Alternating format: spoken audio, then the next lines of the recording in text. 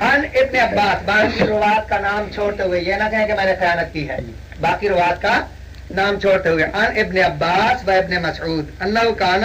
يحق موضتين من المصحف ويقول لا تخلط القرآن بما ليس منه انهما ليستا من كتاب الله انما امر النبي صلی اللہ علیہ وسلم ان یتعوذ بہما وکان ابن مسعود لا یقرأ بہما۔ جناب معوذتین پڑھے لکھے حضرات تشریف فرما ہے، مولوی صاحبان کثرت سے ہیں، قل اعوذ برب الفلق اور قل اعوذ برب الناس۔ اب یہ تفسیر در منصور ہے جناب، ذرا خاموشی سے میں تفسیر در منصور ہے اور 6ٹی جز ہے، صفحہ نمبر 316 ہے اور پہلی سطر ہے۔ معوذتین قرآن مجید میں نہیں ہے، یعنی قرآن مجید کی صورتیں مانا ہی نہیں ہے۔ ابن کیا نام ہے اس کا، علامہ جلال الدین سیوطی نے معوذتین کو قرآن مجید کی صورتیں ہی نہیں مانا اور قرآن مجید میں موجود ہیں۔ توجہ سے بات سمجھ لیں، معوذتین یہ 2 صورتیں جو آخری صورتیں ہیں، یہ جو 2 جنہوں نے نہیں ہے، میں نے تو اصل کتاب پیش کرنی ہے، 6ٹی جز ہے، در منصور ہے، صفحہ 300 صفحہ 416 ہے۔ معوذتین قرآن مجید کی، آپ کہتے ہیں کہ ہمارا قرآن پہ ایمان نہیں ہے، ہم کہتے ہیں یہ قرآن مجید جو اس وقت موجود ہے اور ہمارے ہاتھ میں، اس قرآن مجید پر ہمارا ایمان ہے اور ہم اس کو اللہ کی کتاب مانتے ہیں۔ یہ جو میرے ہاتھ میں اس وقت، اور اس میں نہ کوئی شک ہے نہ شبہ ہے، لیکن علامہ جلال الدین سیوطی ابن مسعود کی روایت سے، ہاں ٹھیک ہے دیکھ رہے ہیں، چھوڑو کہ یہ قرآن مجید کی جو آخری صورتیں ہیں، یہ قرآن مجید کی صورتیں نہیں ہیں، یہ فقط نبی کا فرمان ہے۔ غور کرنا جناب، یہ فقط نبی کا فرمان ہے، لہذا ان کو قرآن میں مت تصور کرو۔ اب یہ زیادتی ہے، یہ قرآن مجید میں بڑھا دیے گئے ہیں۔ اب بتاؤ، تحریف کا معنی ہے بڑھانا اور گھٹانا، کمی کے بھی قائل ہو گئے اور بڑھانے کے بھی قائل ہو گئے۔ اصل کتاب ہے جناب،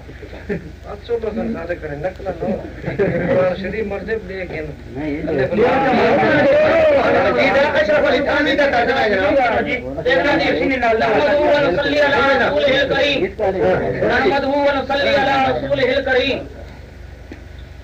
میرے فاضل مخاطب نے اب اپنی کتابوں کا جواب دینا تو چھوڑ دیا اور نہ وہ دے سکتے ہیں، اور ابھی تک میرے پاس بڑے حوالے ان کے موجود ہیں کہ واقعتاً ان کے ائمہ کرام فرماتے ہیں کہ اس قرآن کریم کے اندر تبدیلی ہو چکی ہے۔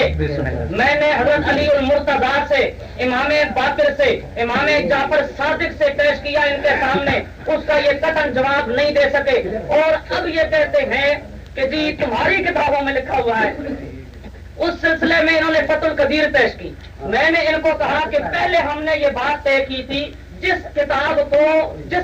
سے روایت پیش کی جائے گی وہ اصل کتاب پیش کی جائے گی۔ وہاں صاف لفظ لکھا ہوا ہے اخرجہ ابن ابی حاتم، ابن مردوے، ابن عساکر، گویا کہ ان کتابوں میں وہ روایت موجود ہے۔ اب چاہیے تو یہ تھا میرے فاضل مخاطب کو کہ وہ کتاب پیش کرتا، اور وہ کتاب کو پیش نہ کرے تو یہ حوالہ قابل حجت نہیں۔ اب دوسرا حوالہ انہوں نے پیش کیا جی معوذتین کا، جو لفظ ذرا میرے فاضل مخاطب درست فرما لے، لفظ معوذتین نہیں ہوتا، لفظ ہوتا ہے معوذتین۔ آپ جو بھی کہتے ہیں معوذتین لفظ ہے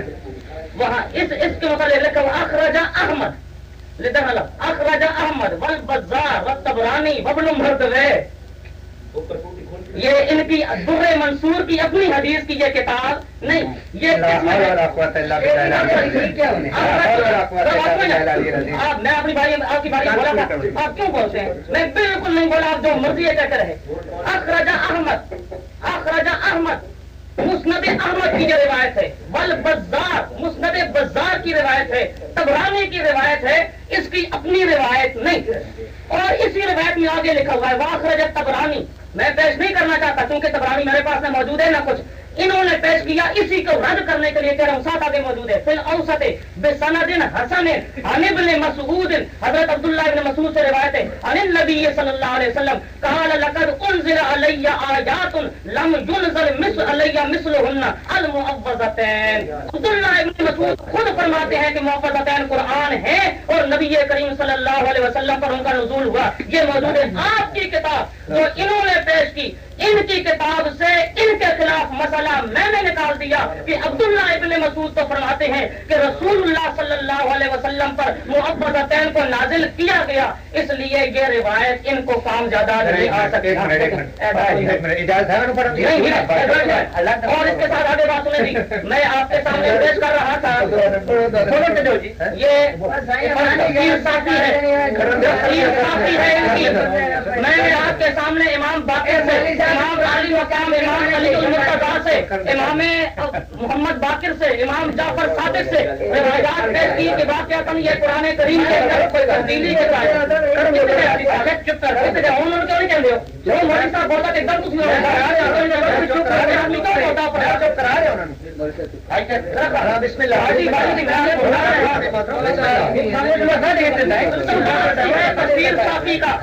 تفسیر صافی جلد ثانی اس کا صفحہ 80 ہے، اس میں لفظ موجود ہے کہ وَلَقَدْ عَهِدْنَا إِلَىٰ آدَمَ، یہ قرآن کریم کی ایک آیت ہے، اس کے اندر جو ان حضرات کے نزدیک تبدیلی ہو چکی ہے وہ فرماتے ہیں وَلَقَدْ عَهِدْنَا إِلَىٰ آدَمَ مِن قَبْلُ كَلِمَاتٍ فی محمد وعلی وفاطمة والحسن والحسین والائمة من ذریتهم فنسی ہاکذا واللہ انزلت علی محمد صلی اللہ علیہ وسلم۔ یہ روایت ہے امام صادق سے، جعفر صادق سے، ان سے روایت ہے، وہ فرماتے ہیں کہ یہ آیت قرآن کریم کی وَلَقَدْ عَهِدْنَا إِلَىٰ آدَمَ مِن قَبْلُ كَلِمَاتٍ فِي مُحَمَّدٍ وَعَلِيٍّ وَفَاطِمَةَ وَالْحَسَنِ وَالْحُسَيْنِ وَالْأَئِمَّةِ مِن ذُرِّيَّتِهِمْ فَنَسِيَ هَٰكَذَا وَاللَّهِ أُنزِلَ۔ خدا کی قسم اٹھا کر کہتے ہیں امام جعفر صادق کہ انزل علی محمد حضور صلی اللہ علیہ وسلم پر اس طرح نازل ہوئی تھی۔ یہ 23ویں روایت ہے ان حضرات کی علم کی کتاب سے، اور اس میں صاف صراحت موجود ہے کہ یہ قرآن کریم کے اندر تبدیلی ہو چکی ہے۔ سورہ یہ انہی کی کتاب، اس کا صفحہ ہے 349، جلد ثانی ہے اسی تفسیر صافی کی، اس میں لفظ موجود ہے من یطیع اللہ ورسولہ فی ولایت علی والائمۃ علیہم السلام من بعدہ فقد فاز فوزا عظیما ہاکذا نزلت۔ لفظ صاف موجود ہے کہ من یطیع اللہ ورسولہ فی ولایت علی، یہاں لفظ زیادہ کیا، فی ولایت علی والائمہ علیہم السلام من بعد فقد فاز فوزا عظیما ہاکذا نزلت۔ اب موجودہ قرآن کے اندر یہ لفظ درمیان میں فی ولایت علی والائمہ علیہم السلام موجود نہیں ہے۔ یہ فرماتے ہیں یہ نازل ہوئے تھے اور اب اس میں تبدیلی ہو چکی ہے۔ یہ 24 روایتیں میں نے ان کے بزرگوں کی، ان کے ائمہ کی ان کے سامنے پیش کی ہیں۔ یہ نہ مانے اپنے امام کی بات، ان کی اپنی مرضی ہے، لیکن ان کی کتابیں، ان کے ائمہ کی روایتیں، اور ذرا بات اگلی ذہن نشین رکھنا، انہوں نے بخاری شریف سے آیت رجم کے متعلق اور ابن ماجہ سے آیت رضاعت کے متعلق بات پیش کی تھی۔ میں نے انہیں کہا کہ وہ روایت منسوخ ہے، اور اس پر انہوں نے کہا یہ بتاؤ جی کہ کس سانے منسوخ ہے، یہ فلاں کیا ہوا جی، بات سے نشی رکھنا۔ نبی کریم صلی اللہ علیہ وسلم کی حدیث ہے لا انا خاتم النبیین لا نبی بعدی، صاف ایک واضح لفظ موجود تھا کہ جی لا نبی آبادی، لیکن جو افراد اس لا نبی آبادی کو نہیں مانتے وہ کہتے ہیں جی نہیں مرزا قادیانی جو ہے نا وہ حقیقتاً نبی تو نہیں، ذلی طور پہ نبی ہے، گروزی طور پر نبی ہے۔ جی تم ہمیں وہ بتاؤ لفظ حدیث کے اندر کہ حضور نے فرمایا لا نبی یا ذلی یا لا نبی یا ذلن، یوں اس قسم کا لفظ حدیث کے اندر بتاؤ تو ہم مانیں گے ورنہ نہیں مانیں گے، یا تم ہمیں یہ بتاؤ کہ یہ حدیث حضور صلی اللہ علیہ وسلم نے اس جگہ کھڑے ہو کر کس سن کے اندر رسول اللہ نے فرمائی تھی۔ یقیناً ان کی یہ بات قابل حجت نہیں ہوگی۔ بات صاف ہے، جب ایک آیت نازل ہوئی اور قرآن کریم نے خود بتایا ہے ما ننسخ من آیت او ننسها نأتی بخیر منها او مثلها، کہ جب ہم کوئی آیت منسوخ کرتے ہیں اس سے بہتر کوئی حکم ہم لے آیا کرتے کرتے ہیں یا بالکل ہی اس کو بھلا دیا کرتے ہیں، وہ بالکل منسوخ ہو جایا کرتی ہے۔ جب رسول اللہ صلی اللہ علیہ وسلم پر نازل ہونے والے قرآن کریم کے اندر خداوند قدوس نے، اللہ رب العزت نے خود وضاحت فرما دی تو آیت نازل ہو گئی صحابہ کے اجماع سے۔ حضرت امام علی مقام حضرت علی المرتضیٰ رضی اللہ تعالیٰ عنہ، باقی صحابہ کرام سب کی موجودگی میں یہ مصحف عثمانی تجویز کیا گیا، اس کو بنایا گیا۔ سب صحابہ نے جمع ہو کر جس کسی کے پاس جو روایات موجود تھی، متواتر درجے میں جو قرآن موجود تھا، وہ قرآن حضور صلی اللہ علیہ وسلم پر جو نازل ہوا تھا اس کو جمع کیا۔ میں اور آپ سے زیادہ ابو بکر صدیق جب صحابہ نے اجماع کر کے اس میں تمام کے تمام صحابہ شریف تھے، حتیٰ کہ علی المرتضیٰ سے نہ ہماری کتابوں کے اندر نہ ان کی کتابوں کے اندر کسی ایک کتاب کے اندر یہ اعتراض موجود نہیں ہے کہ علی المرتضیٰ نے یہ کہا ہو کہ یہ آیت قرآن کے اندر تھی اور یہ منسوخ نہیں ہوئی ہے، اس کو یہاں پر لکھو، نہ کسی اور سے یہ بات منقول ہے۔ اس لیے میں یہ کہتا ہوں جب صحابہ نے اجماع کر لیا وہ آیت منسوخ ہو چکی ہے، اس لیے قرآن کریم کے اندر اس کو داخل نہیں کیا گیا۔ اب ایک آدمی مانے نہیں اور وہ کہ نہیں تھی میرے دسو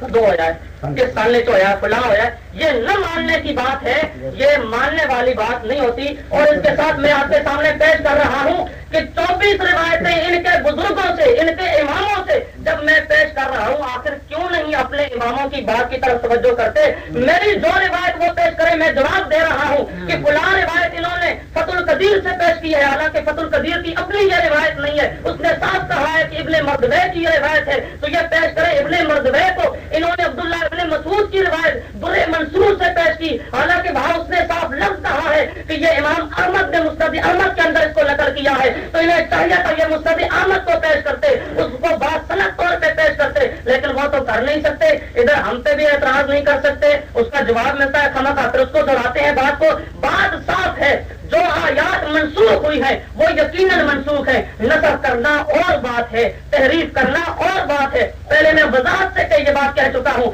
اللہ تعالیٰ نازل کرے وہی ایک بات کو ختم کر ڈالے، یہ نسخ ہوا کرتا ہے، لیکن ایک آیت اللہ کی طرف سے آئے لیکن امتی اس کو نکال دے، اس کو تحریف کہا جایا کرتا ہے۔ اور ہم میں سے کوئی بزرگ بھی ہمارے ائمہ سے، امام ابو حنیفہ سے، امام شافعی سے، امام مالک سے، امام احمد بن حنبل سے، کسی صحابی سے یہ منقول نہیں کہ یہ موجودہ قرآن صحیح قرآن نہیں۔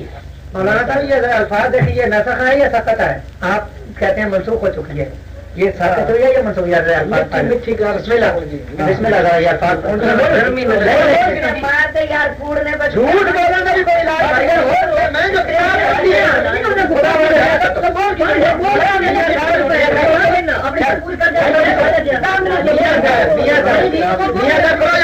جو میری تو خدا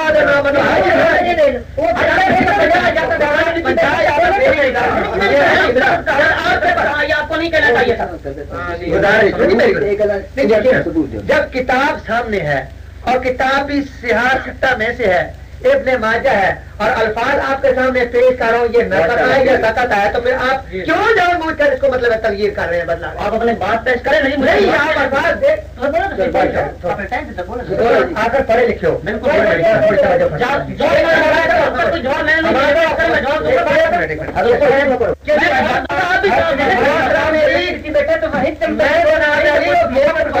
کتابوں میرے اپنے آئمہ تو جناب ہے جی، میں اس کا ثبوت پیش کرتا ہوں۔ کوئی آ کے کہیں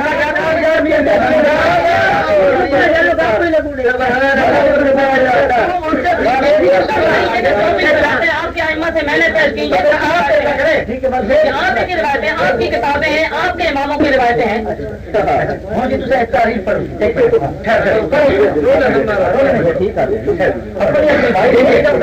میری گزارش سنیے، آپ میری کتاب شیعہ کی ہاتھ میں اٹھا رہے ہیں، بے شک آپ اٹھ رہے ہیں، لیکن کم از کم آپ اپنی کتاب کے مرتبے سے کیوں چشم پوشی کر رہے ہیں؟ آپ اپنی کتاب کی اہمیت سے کیوں لوگوں کو منحرف کر رہے ہیں؟ جب آپ کی سیاستہ کی کتاب ہے، ابن ماجہ ہے، اور الفاظ ہے سمت سقطہ کے الفاظ ہیں، یہ نسخ کے الفاظ نہیں ہے۔ مولوی صاحب آپ مجھے بتائیں کہ یہ آیت کہاں ہے؟ ایک منٹ میں آپ کے سامنے پیش کرتا ہوں، یہ اب آپ ہی پڑھیں گے، میں نہیں پڑھوں گا جیسے آپ نے دوسری چیزیں پڑھی ہیں۔ سنیے اب نہیں پڑے گا مجھے جواب کی ضرورت ہے نہیں دوسری گزارش یہ ہے کہ آپ میں نے عرض کیا ہے کہ آیا رجم کا منسوخ ہوئی اس کی ناسخ آیت بتائیں